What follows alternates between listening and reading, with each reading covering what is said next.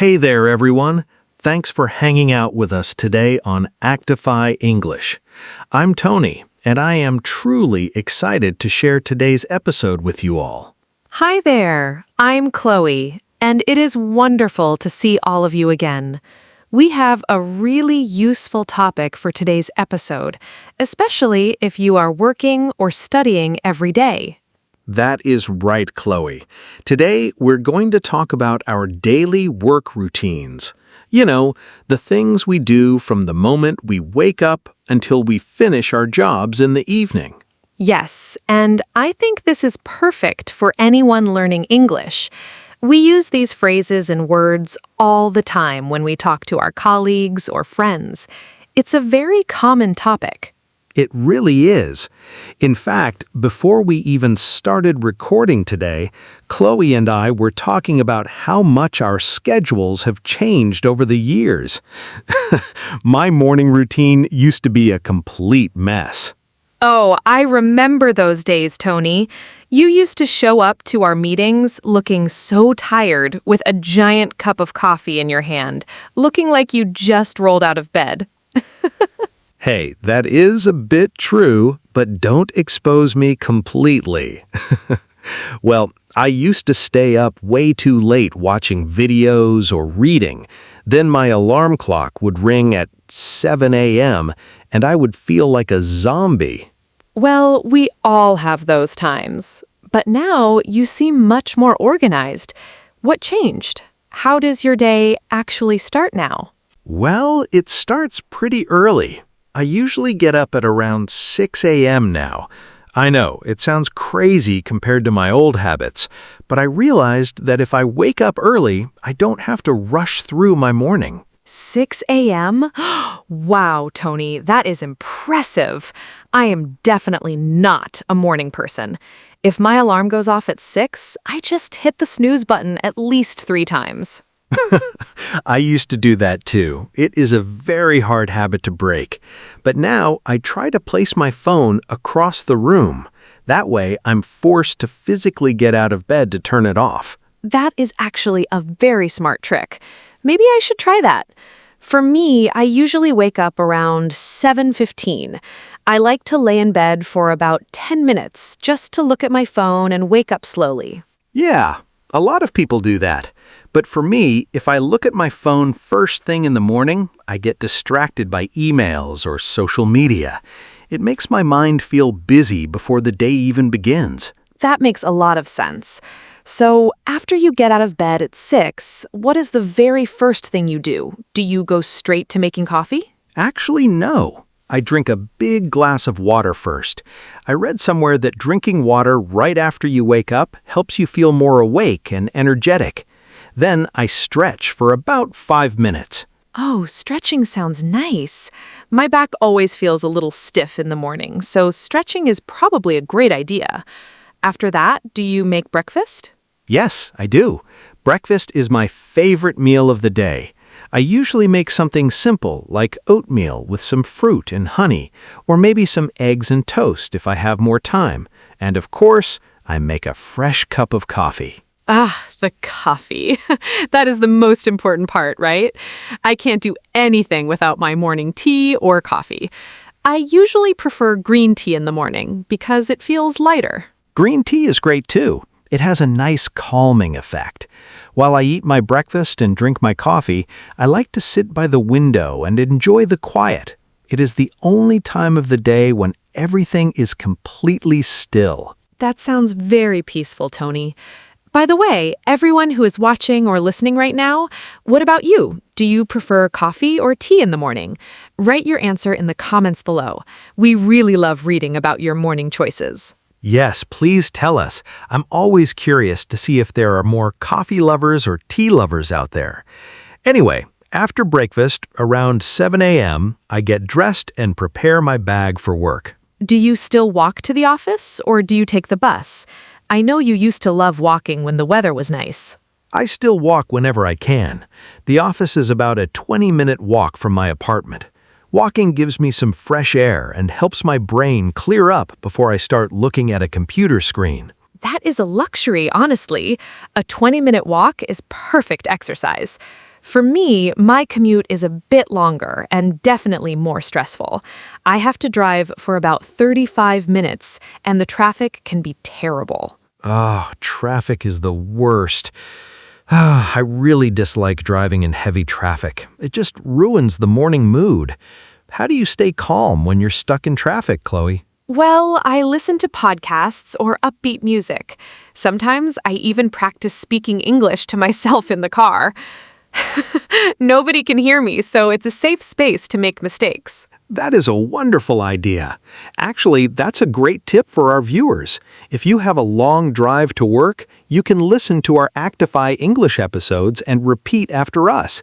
It's a fantastic way to practice your listening and speaking skills during your daily commute. Yes, exactly. Turn that boring traffic time into a useful learning habit. Anyway, I usually arrive at the office around 8:30 a.m. Our official work hours start at 9 a.m., so I like to get there a little early. That's very professional of you. Arriving early gives you time to settle down. What do you do during that half hour before work officially begins? Well, first, I say good morning to my colleagues who are already there. It's always nice to have a little small talk before we start. Then I log into my computer, open my email inbox, and check my calendar for the day. Checking the calendar is so important. I do the exact same thing when I arrive at my desk around 8:45.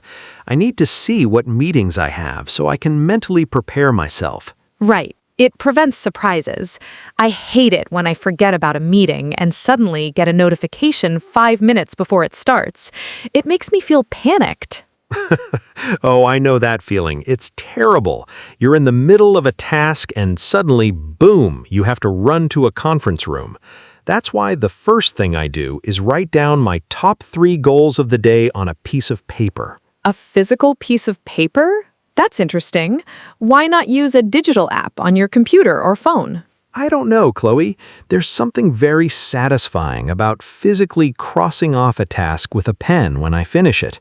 It gives me a small feeling of success throughout the day. I totally agree with that. I use a small notebook for my to-do list too.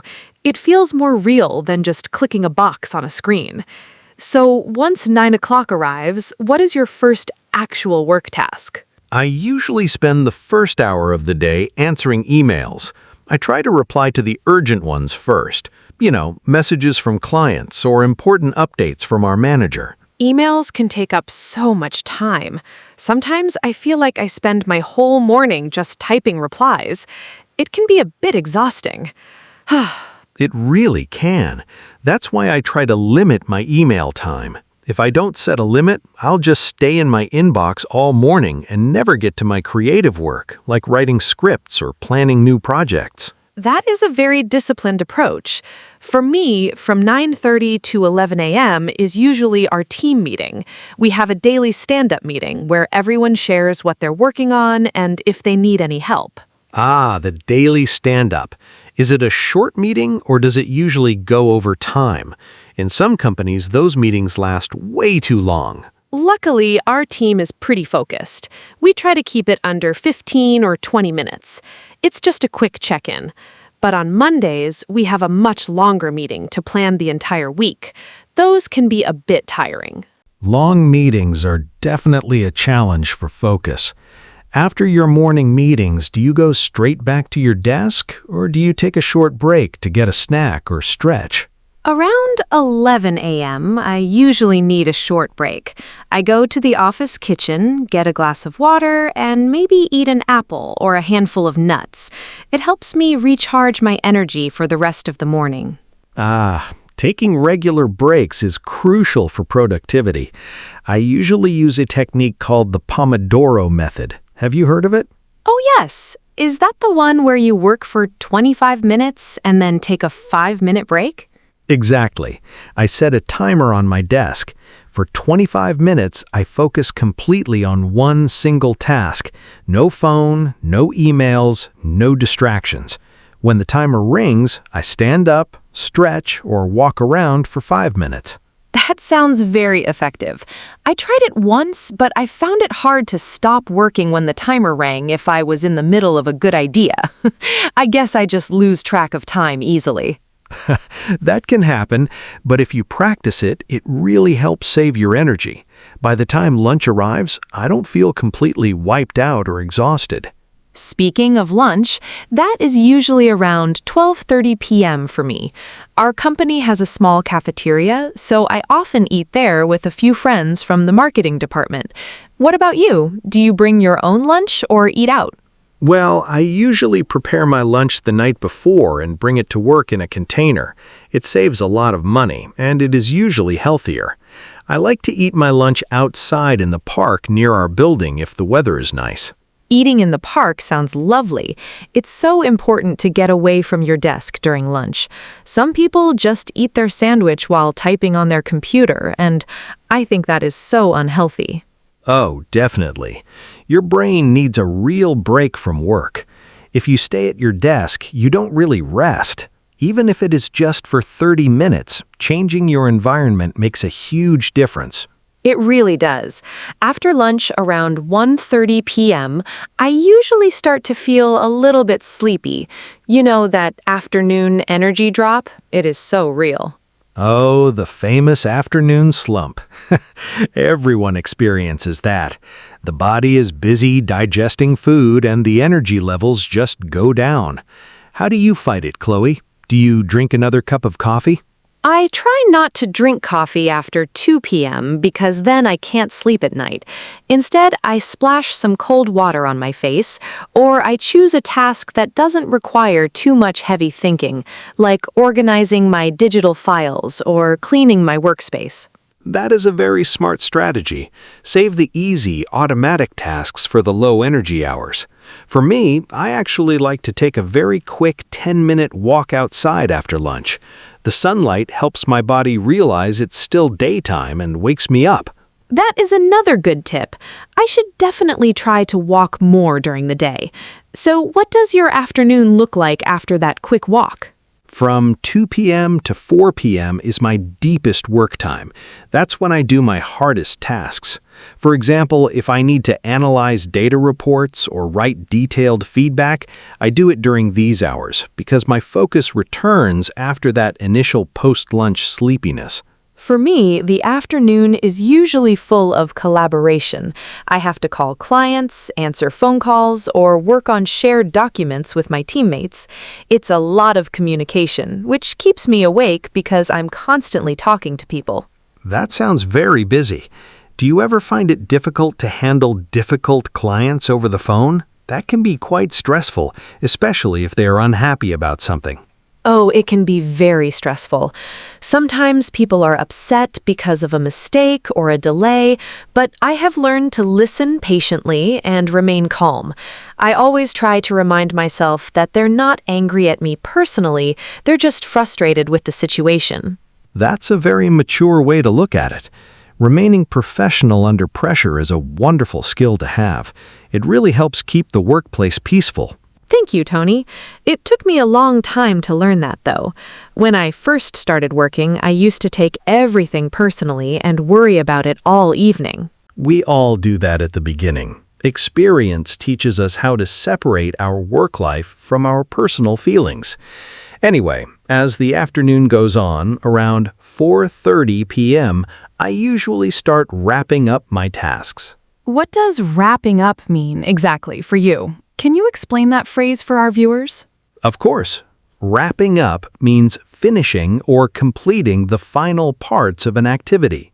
So when I wrap up my workday, I check my to-do list to see what I completed, I reply to any final emails that came in during the afternoon, and I organize my desk so it is clean for the next morning. Ah, that is a great explanation. Thank you.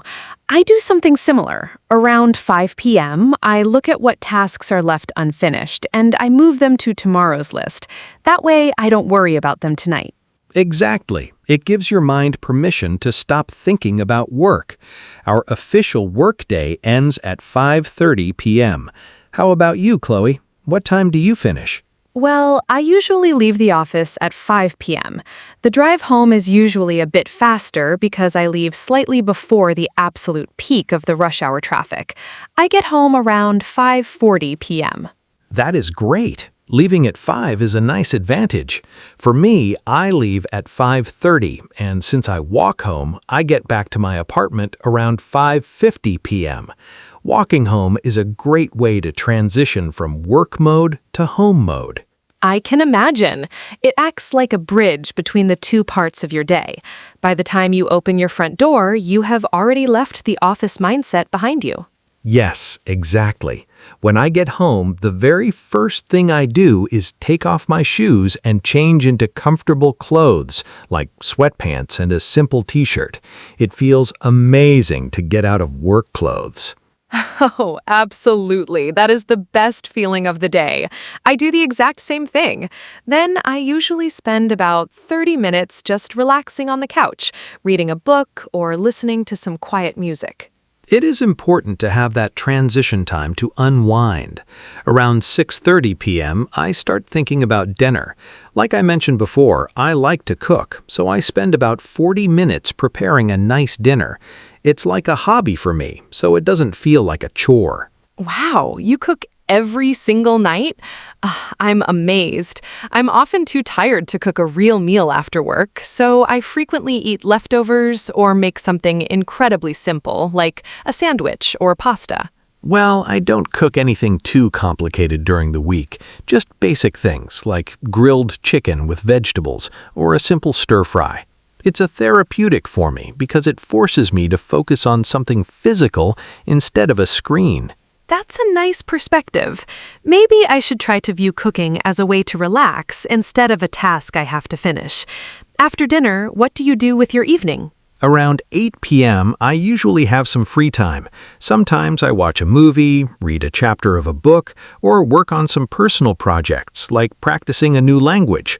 I try to avoid doing anything related to my regular job during this time. That's a very healthy boundary, Tony. For me, my evenings are usually spent with my family. We eat dinner together, talk about our days, and maybe watch a favorite TV show together. It's a nice way to connect.